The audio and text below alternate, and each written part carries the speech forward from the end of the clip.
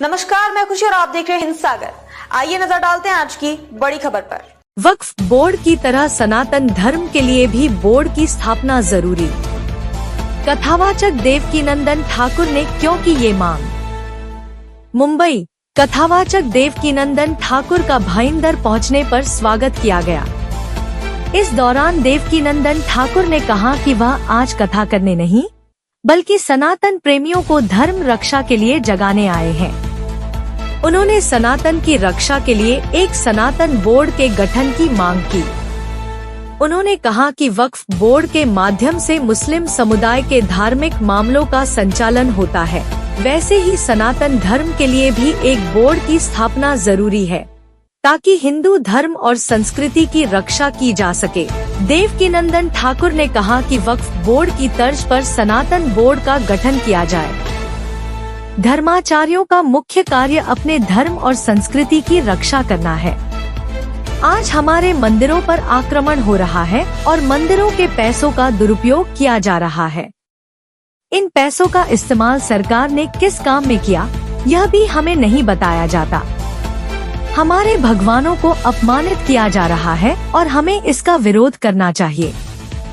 ठाकुर ने लगाया ये आरोप। उन्होंने आरोप लगाया कि हिंदू धर्म के प्रतीकों और पूजा पद्धतियों को सरकार के संरक्षण में कमजोर किया जा रहा है। उनका कहना था कि हमारे धर्म को भ्रष्ट किया जा रहा है और प्रसाद के नाम पर उसे अपवित्र किया जा रहा है।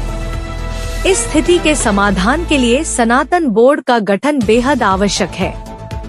जब तक सनातन बोर्ड का गठन नहीं होता, हम शांत नहीं बैठेंगे। हिंदू राष्ट्र की मांग पर दिया जोर। हिंदू राष्ट्र की मांग पर जोर देते हुए ठाकुर ने कहा कि अगर हमें इस देश को सुरक्षित रखना है तो हिंदू राष्ट्र घोषित होना चाहिए। हमें अपनी अगली पीढ़ी के भविष्य को सुरक्षित करने के लिए अब यह कदम उठाना होगा।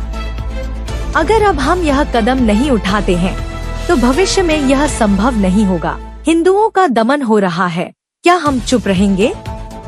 वक्फ बोर्ड के गठन पर सवाल उठाते हुए देवकीनंदन ठाकुर ने कहा कि वह कौन लोग हैं जिन्होंने भारत में वक्फ बोर्ड बनाया, जबकि पाकिस्तान में सनातन बोर्ड क्यों नहीं बनाया गया। वक्फ बोर्ड का उद्देश्य था भारत में मुस्लिम समुदाय के धार्मिक मामलों का संचालन करना, लेकिन हिंदू समुदाय को साजिश के तहत दबाया गया। उन्होंने आगे कहा कि देश में हिंदुओं के अधिकारों का लगातार उल्लंघन हो रहा है। जब से देश स्वतंत्र हुआ है, हिंदुओं का दमन हो रहा है, क्या हम चुप रहेंगे?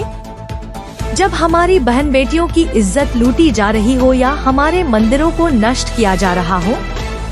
महाकुंभ के दौरान धर्म संसद आयोजित की जाएगी। देवकीनंदन ठाकुर ने आगे कहा कि प्रयागराज में 27 जनवरी को महाकुंभ के दौरान धर्म संसद आयोजित की जाएगी, जिसमें हिंदू धर्म के मुद्दों पर चर्चा होगी।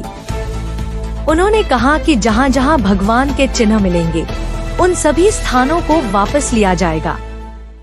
हम कोर्ट से न्याय की मांग कर रहे हैं। अगर मुस्लिम समुदाय भाईचारा चाहता है तो वह हमें वह जगह दे जहां भगवान के चिन्ह मिले हैं।